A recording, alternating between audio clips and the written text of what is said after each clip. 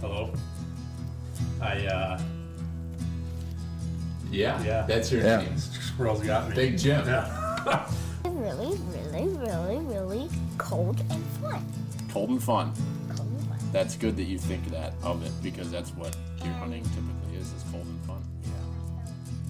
Yesterday morning, I'm glassing up on the pass, and I see these deer moving, and I'm like, ooh, there's some deer moving. All of a sudden, I just see this person just head down, just hauling ass, wearing shorts and a t-shirt with a pack on. And I'm like, is that Tard? My dad always talks about floating through the woods like the autumn breeze. So Robert's when you're the 275 pounds, I don't know how you do that, but the Freightliner. It's just like a creeper. You're just kind of up in the corner watching what's going on down there. Yeah. You know. He's like, he's up there slapping it, pissing all over everything. Is it warm yet? How did you know the name of the actor? That's right. I know. How did you say his name? Hervé Villechaize.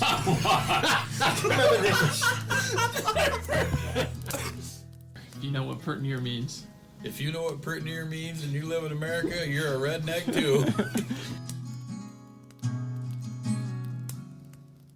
Welcome to the Log Talk Podcast, brought to you by Pert Near Outdoors.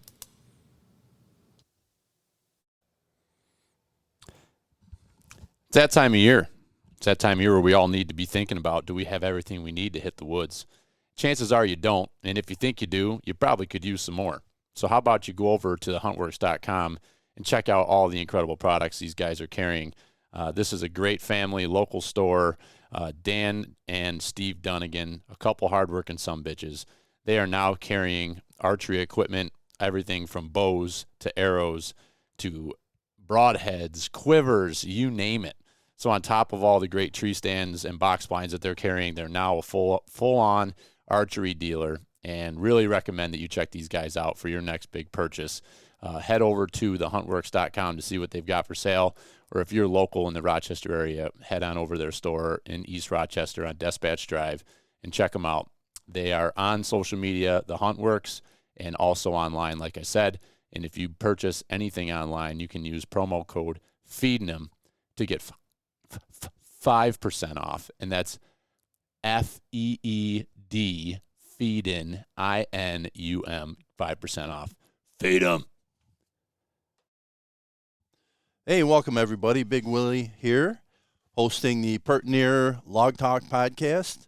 And this week, my guest is Sean Burdick from the Upper Genesee River branch of the NDA. So, Sean, thanks for joining me today.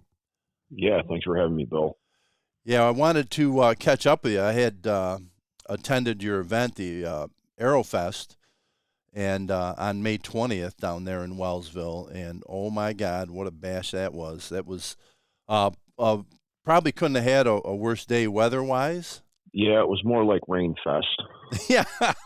But of all the days that it could have rained. I mean, we didn't have rain for 30 days before and then almost 30 days after. Yeah, but that day it decided to pour.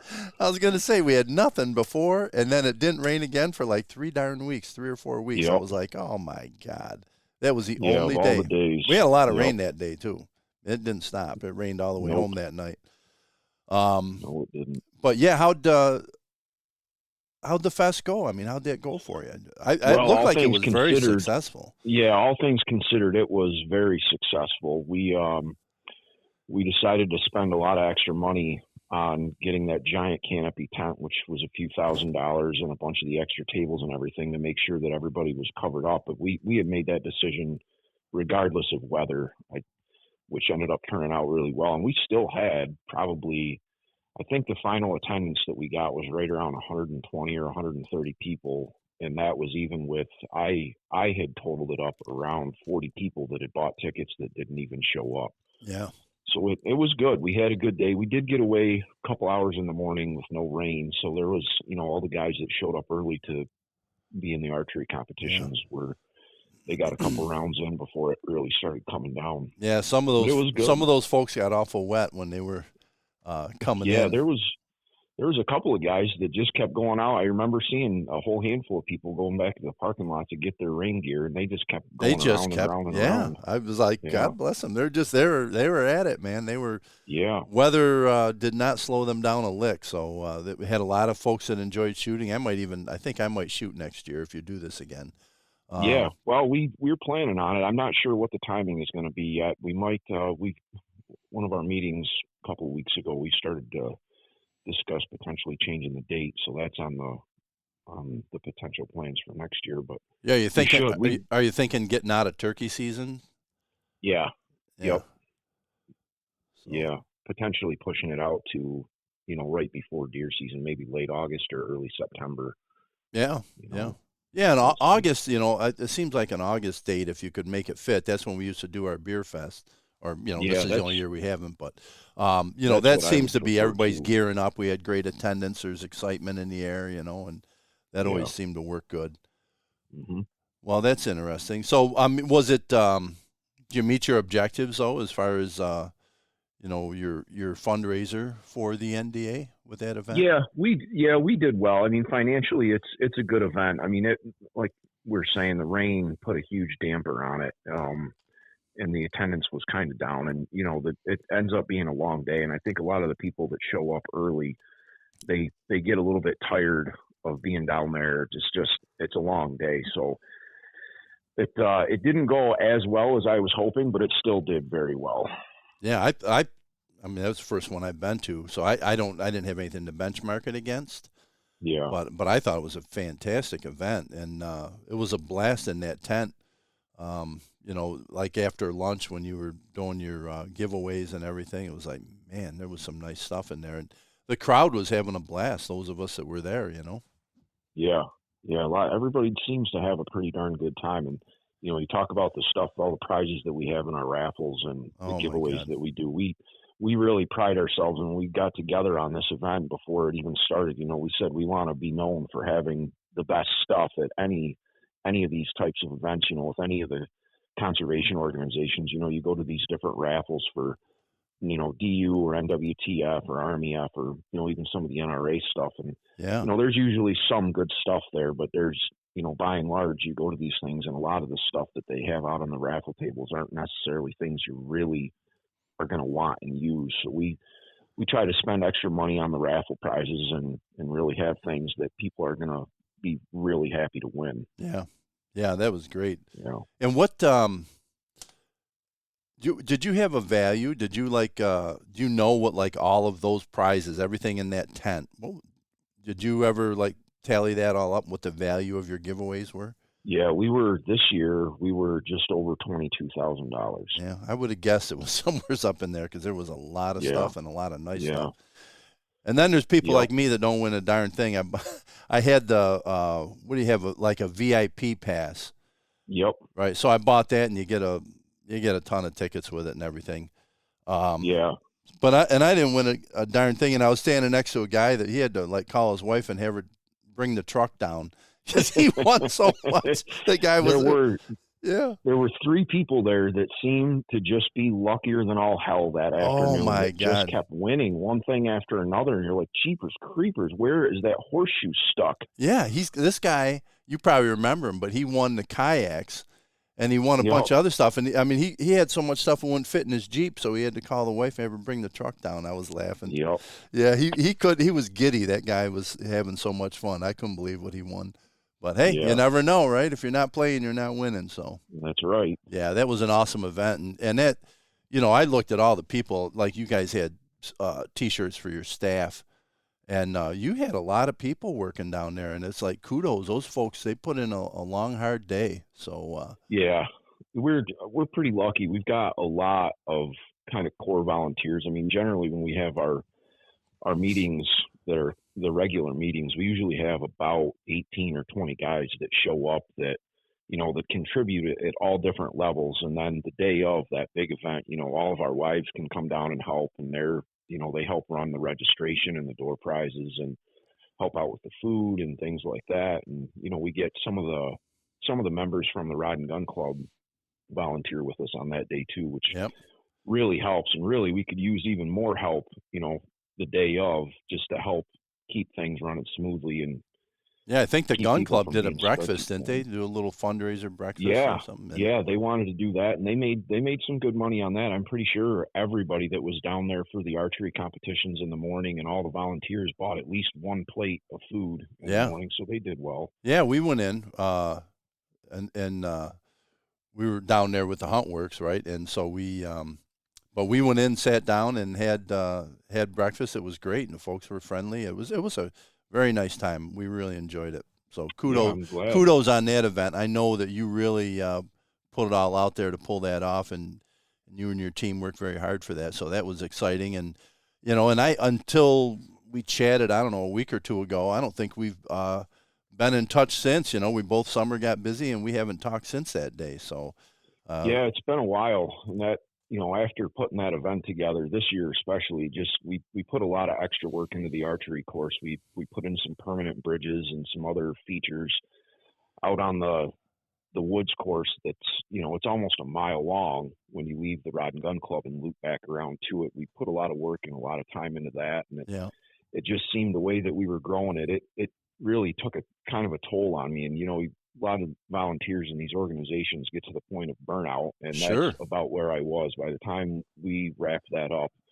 I just wasn't in a place where I could focus on anything in that realm anymore. So you still got a wife and kids and everything you need to, and a job, and it's a lot. You were doing a lot, and so and I figured maybe you just had to back off and chill for a little bit and catch your breath after that. Yep, for sure. So we probably did you a favor by not having the beer fest, because that would have been one more thing you had to do. Well, that would have been all right with me. I always enjoy that event. That's, when me and whoever else from our group down here can come up and support that and be a part of that. We all have a really good time with that. So that's, you guys and Billy and, kind of your group up there does a lot more of the planning for that. And I'm just more a little bit of support on the back show end, up for the day and do some raffle boards for us, right? Yeah. Yep. We'll do that. We'll get to Shed Fest. We'll get together then for sure. But so how's your summer been? What's new with you? Anything? It's just busy. It's so busy. You talk about having young kids, and you think that little kids aren't going to be involved in that much, that many activities, and it's one thing after another. Yeah, keeps you running, huh? How old are your kids? 4 and 2. Yeah. And they need a lot of your attention at this age, Yeah, for sure. Yeah. For sure. So you had a busy summer. Did you get away, get a little vacation or anything? We, my wife and I and our family and my brother and his family, we went down to Erie, PA, and stayed at an Airbnb down there and did the Presque Isle State Park. We do that every summer, and good for you. Went to Waldameer and took the kids there. So we were just gone for 3 days, and that's really about all any of us really had time for, with everything else going on with events and family parties and graduations and every other thing that goes on all summer long. Summer's crazy busy, isn't it? With the amount of like you say, summer parties, family events. It's just it flies by. I can't believe we're knocking on the door of October 1. I know it's crazy. Got 1 week to go. Yep. So speaking of 1 week, and less than 1 week, you have the 4th and final. Is it the 4th or the 3rd? I think it's the 4th, right? 3rd. Yep. It's a 3rd. Okay. 3rd. Yep. But it's the final one, isn't it? Didn't you have a series of 3 different events you were putting on? Yeah, our branch does a seminar series that we started last year, and last year we did 5 events. Oh wow! And it was too much. That again took quite a lot of a toll on me, and then trying to cram two of the seminars in the summertime when people are busy and doing all that, it was too much. So we decided we were doing less this year, and we ended up just deciding on 3. So well, good for you. That's probably a wise move. You don't want to burn out your whole team. I know it. So we did 2 of them early in the late winter, early spring, and then we had our Aero Fest, and we've been on a break here, and now our final seminar is Thursday night here. So tell me about that. What's the name of, like the other one was the Aero Fest? What's the title of this seminar? Well, we just call it our annual seminar series. So it's the 2023 seminar series, and this is just the 3rd of the 3 events. Okay. And Kip Adams is actually, I looked him up, but he's a Chief Conservation Officer for NDA. Is that correct? Yeah. We had him come and speak at our last seminar last year also. He's an outstanding public speaker, and anybody that's that follows anything in NDA and a lot of deer hunting. I mean, his content is all over the internet, and he's very smart, and he knows a lot about a lot of things in the woods and everything deer hunting. So he's a great speaker to have. So, and is there a theme to his topic, or is he just going to be talking in general or about deer hunting, or?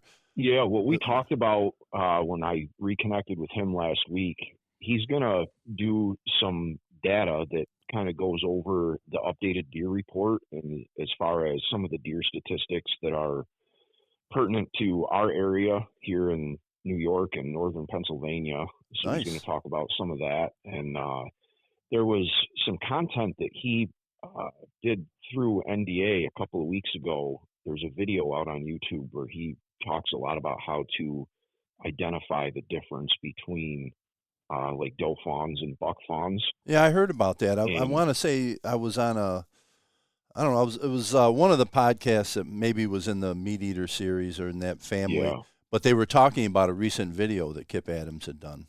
Yeah, so I'm going to have him kind of piggyback a little bit off of that, and he's going to talk in some detail to the crowd about that. And I think that's a very relevant and a good timed topic. I mean, Sure. Getting up in the trees here soon. You always hope not to shoot the little button bucks, Right?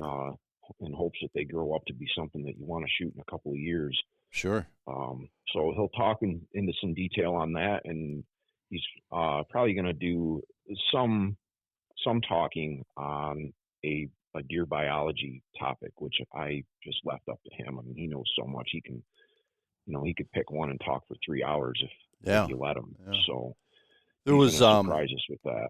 It's interesting. Some of the on the Meat Eater podcast, Stephen Ranella just did an episode here. I don't know if it was last week's or the week before, but there was a gal it was on diseases in wildlife, and she was out of Cornell. They did it down in New York, but they had some very interesting conversation about CWD and EHD. Was that Dr. Kristen Schuler? Yes, I think it was. Yep. Yeah, I had her come and speak for us last year at one of our events. She is outstanding. Yeah, she was awesome. And it was quite interesting to understand, because like we've been lucky. She said that New York State is the only state that has, I don't know if you want to say beat. I mean, it's always there. It can come back. But we beat CWD, right? There was a breakout. I think she said around early 2000s or late 1990. But anyways, there was, and I think you may recall this, but it was out in I want to say the Oneida County area there, the other side of Syracuse. Up somewhere that way, yep. And but they actually eradicated the disease in the deer with it, and were able to contain it.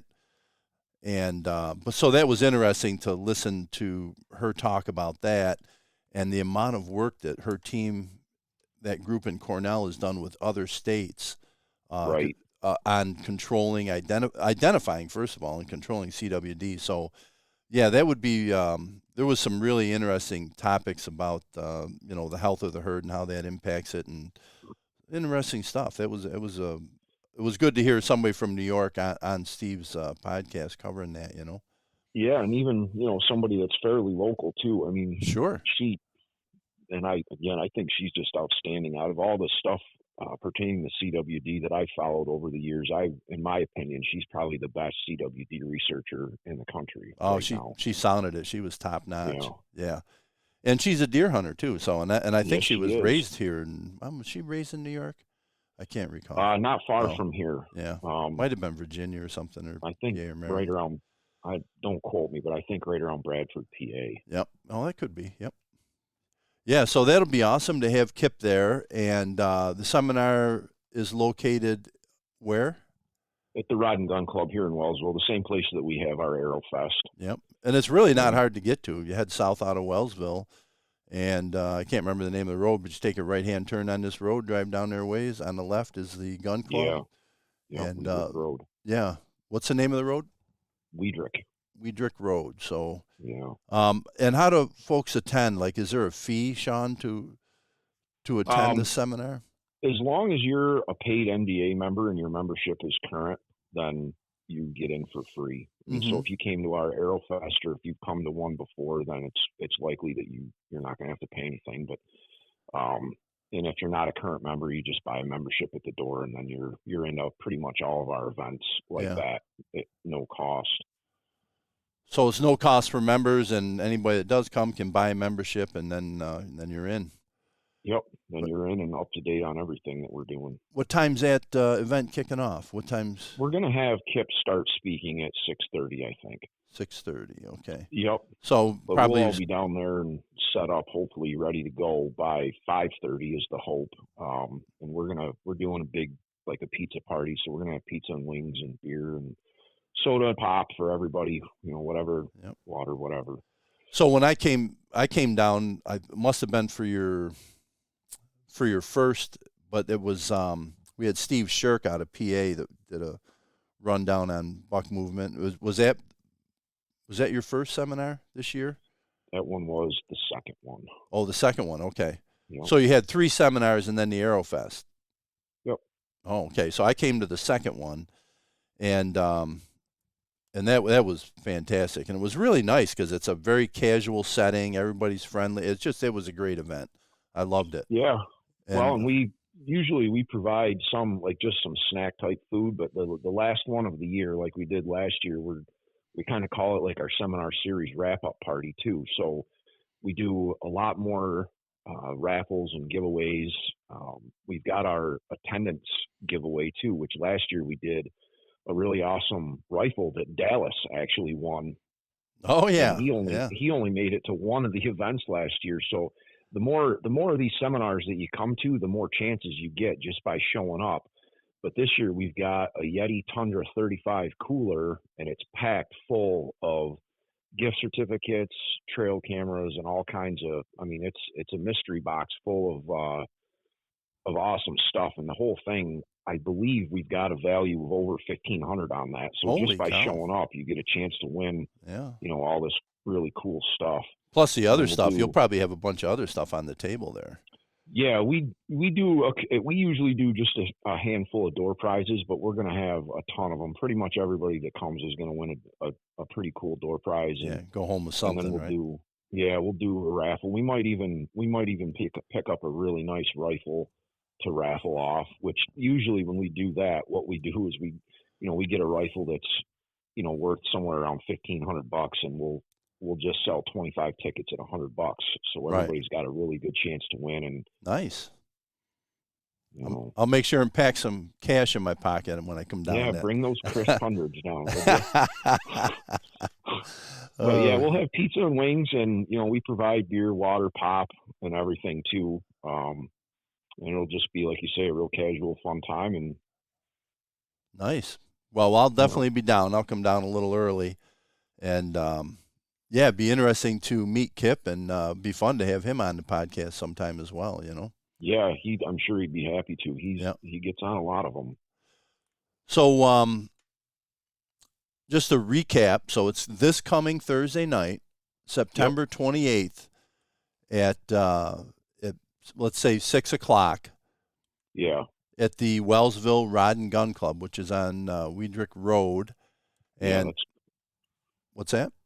That's right. Yep. And then if you go down into Wellsville and you kind of head south on 19 towards the border, you don't go far out of town, maybe a mile and a half out of town, and on the right is this Weidrick Road. Yeah, and we'll have a sign up. And at the end of the road there'll be too. signs at the end of the road. So please plan to join us. It's going to be a great event, and look forward to seeing everybody down there. What about next year? Have you guys I think you said you started to put together a roadmap for next year, right? Yeah, we started talking even earlier this year about how we wanted to do things next year. And there's some changes happening at the corporate level within NDA that are still being discussed. And I actually was asked to be on part of a national steering committee that is meeting once a month. And some of those things at the corporate level still have to be decided, which is going to kind of drive a little bit of some of the things that we do. We still are looking to do some level of education type, I guess you can call it mission work. Mm-hmm. We're not sure how we want to do that. I think that we're going to, for our seminar stuff next year, we might steer away from the format that we did this year and last year. And my thought that's gaining a little bit of momentum with the group is maybe just having a 1 day kind of all inclusive, like a learning event where, you're Sure. there all day. We'll do a big lunch and maybe have it tailored more to hands-on type topics, or maybe we'll move and try to do like a field day of some sort, do some hands-on habitat work, something like that. The seminar series is very good, and there's a million topics, and at the same time, there really isn't. I mean, there's a lot of things that we talk about that would be interesting to have presented on, but a lot of the things are only interesting to us, and they might just not be great things for, a whole seminar. Right. But we're looking at that, and with that, we're thinking about moving the AeroFest out of May. It does kind of seem like no man's land, because we want to grow the archery portion of it, because we've been getting about between 30 and 50 shooters the first 3 years that we've had that, and we'd like to really pump that up quite a bit. And it'd be awesome to be able to get 70 or 80 or 100 archers out on the course and competing and kind of growing that part of the event. And like we said, probably late August would be a really good time to, when people are really starting to practice with their bows again and get dialed in and ready for hunting season. So it would be a little bit more relevant there. And and if we agree on that, then we can start planning some more educational type stuff earlier in the year, and keep everything that is out. interesting that there's other ways to deliver that content, and so it's interesting that you're looking at that, and how you would go about structuring your educational events. And let's face it, it'd probably be easier to do a 1 day event than it would be to do 3 half day or 3 hour events, right? Yeah, I think having a little bit more planning and more work crammed into maybe a shorter period of time, and then being done with it, for a few months, might be better for all of us on, within my group. And then rather than, like you're saying, you got to go through 3 iterations of getting everything around and planning everything. It's just, it can get a lot. It probably doesn't seem like a lot when you come to one, but there's a lot of thought that goes into it. Oh my God, I know. I used to, for years, like 20 years, I ran a sportsman's raffle for our local fire department. Mm-hmm. And I don't think people had any idea how much work went into that. As far as the planning, like we would start in January, and then the event was in August, and took you into September before you had it all cleaned up. So it was basically 10 months out of the year you were working on that event. It was a huge event. Yeah. But it's so for you guys to put on as many as you do, and keep in mind that not only do you have your seminar series and then your AeroFest, but last year we had 2 events, right? We had the Shed Fest and the Beer Fest. Yeah, and Beer Fest. And so you guys were there. So I mean, how many other groups do you support and the time you're spending out like that? So that's amazing. So it's a big demand for you. There's other things that we do with the Rod and Gun Club down here too, and there's other stuff that we volunteer within the community in downtown Wellsville and other places that could use a little bit of help here and there. Yeah, that's awesome. Well, I'm sure you'll keep active with it and keep it alive, and you've done a great job, and kudos to you for that. And yeah, thanks.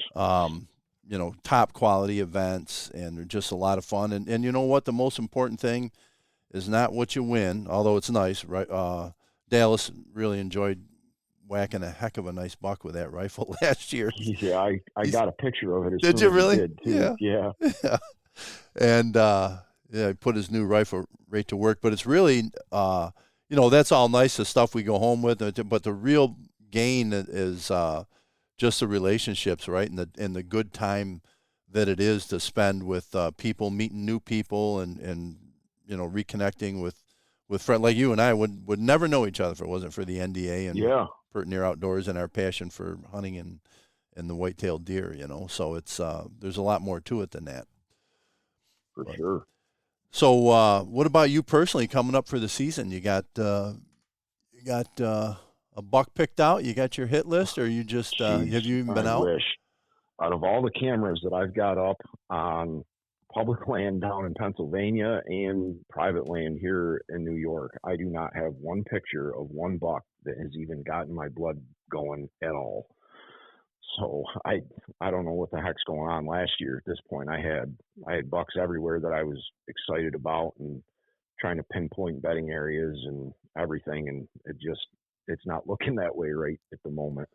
Well, you never know. Maybe they just haven't showed up yet, right? So Yeah, we had our trail cams. We've had more deer at our Naples property, and I know Billy's got some nice ones at the farm out in Wyoming County. But our food plots have done well, and our does and fawns. I mean, it's just like crazy the amount of deer, but not many bucks. Every once in a while, we'll catch a buck. We got some little yearling bucks, spikes and 3 points and 4 points running around. But yeah, it's funny, we haven't seen. We did have two. There was like I thought it was 2 8 points, but I think it's an 8 and a 6 that were running together, and we got them on a couple of different occasions. They'll appear on our property, and but we haven't seen them of late. And then yesterday, looked like a bachelor group of bucks that walked by this one camera. The camera's been dead, other than it's up on the side hill, and there's been no activity up there other than occasional doe and fawn walking by. And yesterday, I got the report on the pictures, and I'm looking at that camera, and it's there's a nice buck. He's not huge, but he was a decent buck walking by. But then there's another one and another one. Then there's like 5 of them together. Jeez. Walking, I'm like, where the heck these guys been all parade? All summer. There's a parade of them. They're all marching down the logging road headed towards the food plots. But you never know. There's a lot of deer out there. It'll be fun, and the big ones on our property anyway. We hold those all summer long, and it's like flipping a switch. You get into October, and they start with the seeking and chasing phase, and all of a sudden you got bucks that I don't know where they live all summer, but they show up on our place in October. So which is fun. Great. There's an element of surprise. You don't know what you're going to get. Yeah, I think it's only going to get better. I mean, we've got a ton of does too, and I love whacking does. I try to get at least 3 does every year on top of any bucks that I kill, and really fill the freezer up. But it'll be good. Yeah, we were talking. We're thinking our does we're getting a little too heavy with does, and I was talking with my neighbor over the last week or two. We've been seeing each other, and he's saying the same thing. It's like we got to knock some of these does down. Our ratio's getting way out of whack. And if you look at the amount of deer that we have, they can overbrowse and overfeed, but they also throws your buck to doe ratio off. And and we haven't. I'll tell you, in past years, we would take a dozen deer out of camp, and usually there were 4 or 5 bucks, and the rest were does, and just the boys got some other places they hunt, and some guys that don't hunt anymore, and so last year it was like I think 5 deer we took out of there, and maybe 2 bucks, 2 does, and we've had a couple years like that. So our take is down, and it's starting to show with the population really taking off, and we've been doing a lot of clear cutting, so we do clear cuts and strategically, to develop habitat and thickets and understory, and then the food plots. We've gone to like a no-till thing on the food plots, and so we always have food there. And it's it's all paying off. It's really starting to take off. So it's always been good, but it's fun. As Billy says, we are now not just deer hunters; we're deer farmers, and work on it year round. So it's a lot of fun. So you're gonna hunt PA and New York? Yeah, I hunt public land in Pennsylvania and in Ohio. There's a trip that me and my brother and a couple of my cousins go down. We're going the second week in November this year. We've been going down there for about 4 years now. None of us have ever killed anything down there, but I'm telling you, the deer that I've seen down there on public land make every other deer that I've seen anywhere look like just a shrimp. Really? Yeah, I just haven't connected on one. I mean, we've had real good luck finding them and getting into them, but just no kills yet. Yeah, you're going archery, right? Yep. Yeah. Yep. So public land, PA and Ohio, and then I've got up by my camp and private land here in New York. Nice. Yeah, it won't be long. I don't know. Do you start right off October 1st, or do you give Oh, it yeah. some time? Do you? Yep. No, we got. I like to try to stack the does up early. Yeah, get on them and get them out of there. Get the monkey off my back and get some confidence from the tree, and then work on finding the bucks. Yeah, good for you. Well, hey, good luck, and I look forward to seeing you Thursday. And you know, if you need anything, or there's anything I can do to help out, you know, to set up or anything, let me know. I'd be happy to come down a little early. Who and all's coming down from your group? Well, Billy said he was going to be there. I'm going to be there, and I think Big Al will be coming, and I don't know whether Dallas is coming. So I don't know if Billy's bringing Brian or Dallas, but I'm hoping Jimmy will come down with me too. So it should be at least 4 of us down there. Well, that'd be awesome. Tell Big Al to bring me a block of that cheese that we had at the Outdoor Writers. Oh, yeah, you like that, huh? Corning, yeah. Man, did he cook up some nice stuff for that. Yeah, we had a good time over there, too. Wasn't that fun? Yeah. I forgot about that. It was a great day, meeting everybody, and Al and I cooking up a bunch of venison, and we had all sorts of stuff going over there. Yeah. See, there was another event that, well, I did. That wasn't our whole group, but I went over and Billy and I talked to the writers. Yeah, it's another thing, right? Yeah. All right. Well, we'll look forward to seeing you and meeting Kip Adams on Thursday evening. That's this coming Thursday, the 28th of September. And Wellsville Rod and Gun Club on Weidrick Road, which is WEIDRICK Road. So if you punch that in Wellsville, you'll find that, and the on Google Maps or whatever, and the Rod and Gun Club is right there. So join us down there for an interesting evening of friendship, camaraderie, and learning a little bit from Kip about the white-tailed deer.